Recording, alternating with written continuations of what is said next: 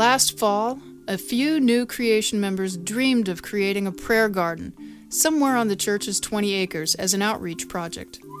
It seemed easiest to reimagine the overgrown berms from a Christmas pageant past. Spiff it up. We had no idea what we were getting into. With over 5,000 square feet of garden berms and no one able to come out and water daily, as Nebraska summer requires, we quickly realized we'd need an automated watering system.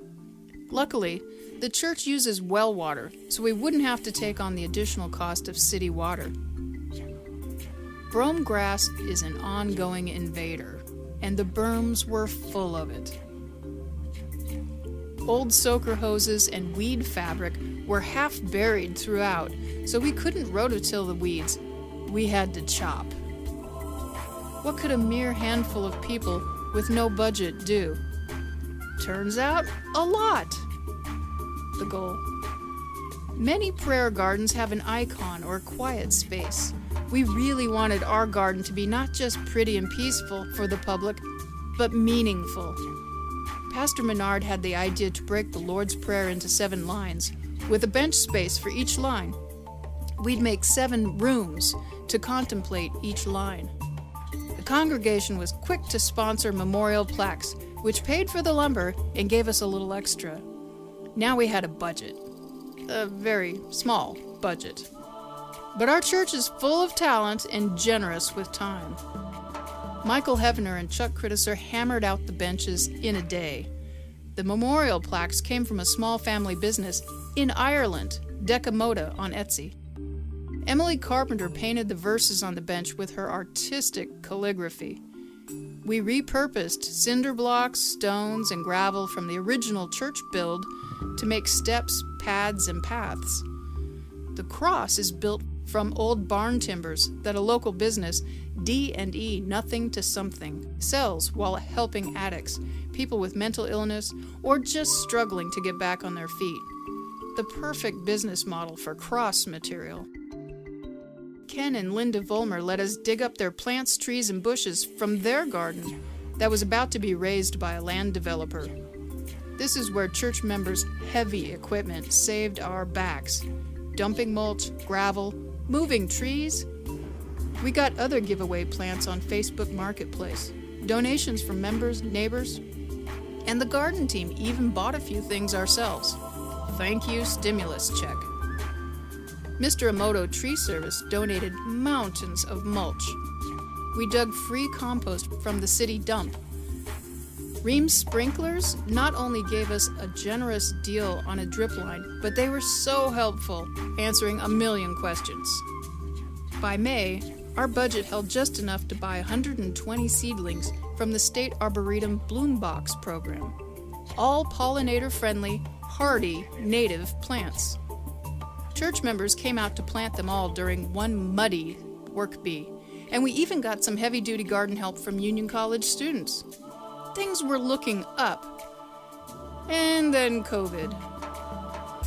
New Creation was one of the first churches to reopen, but the garden team never shut down. It's probably not surprising that the garden became our COVID project. Every Sunday morning, out in the fresh air and sunshine, we were able to be with people and feel a sense that we were doing something useful and important. We could envision weddings here. Get listed with other city prayer gardens. It could be a living metaphor of spiritual transformation, healing for sure, as it became a therapy that allowed us community during such a faith-questioning time. When you're down on your knees, pulling weeds, or tucking in flowers, you really do feel that God's with you. Certainly saying through nature that, see, everything's going to be okay. In our welcome box, you'll find a little about our church, prayer prompts you can use, an envelope if you'd like to donate, a pad to say hi or make prayer requests for our prayer warriors. And for kids, we made a deck of cards with pictures of plants, birds, and butterflies they can search for in the garden. Each bench area is designed by one of our team gardeners, interpreting their bit of the Lord's Prayer. When you enter the garden, we hope you notice a symmetry and majesty that represents God's order. Steps prompt you to look up to the throne-like bench, flanked by royal purple petunias and roses, the symbol of Christ. A narrow path leads to God's kingdom, the destination bench picturing Christ's second coming in the clouds, where we hope to be seated on God's right side. Rows of Sharon bushes stand like attending angels throughout this area. We've created a little Garden of Gethsemane here with grass walls and its own Russian olive tree to represent the Mount of Olives.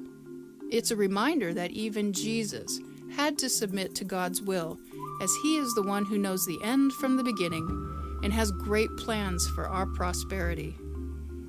Red, white, and purple symbolize Christ.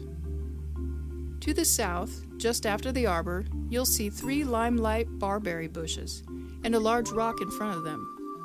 This is an abstract green sculpture representing Christ, the rock, delivering his Sermon on the Mount to his growing listeners, the bushes. A labyrinth recreating the wandering of Hagar in the wilderness will lead one day to a fountain at the foot of the cross, where one may leave their tears and know that there is a God who sees us. This turnaround point in the garden path reflects on the only part of Christ's prayer that asks God to give us anything, and that is transliterated as the super essential bread that we need to live. God knows what we truly need: salvation, signified by the cross, which will be surrounded by red twig dogwood and white birch, the colors of transformation. This bench on a red base is designed to look like the mercy seat of the Holy Ark of the Covenant. God promises to forgive our sins, and we too are expected to sit in the seat of mercy and channel God's grace and love to others.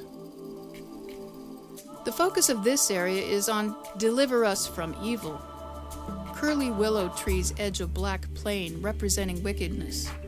Pillars of stone, Ebenezers, stand out to recall acts of God's deliverance. Guests are encouraged to bring their own stones to add to this part of the garden to commemorate God's working in their own lives. Before you exit, take a moment to reflect on God's power and glory. Look back east to the cross. What is God telling you? I hope you were looking for God, because He's always been found in a garden. If you seek me, you will find me. It's been utterly amazing what this small band of believers has accomplished in just 1 year. 10 times more than we thought we could. Because God's been good, resurrecting dead plants, connecting us with people who could help us, and people we could help. We still have very ambitious plans. Next year, we'd like to build an arbor just in front of a labyrinth at the turnaround. We'll be planting a Japanese garden around the cross with birch and dogwood, with a solar fountain at the base. We'll see what pops back up next spring in the other areas, but we'd like to add more perennial flowers throughout the beds. At the forgiveness bench, we'll build a stone altar and living fountain of ivy. From there to the turnaround, we're thinking of a wisteria tunnel to offer some shade. What better spiritual message is there than taking a weedy old stretch of forgotten plantings and rescuing it into a peaceful, meaningful prayer garden? We hope you enjoy it as much as we do.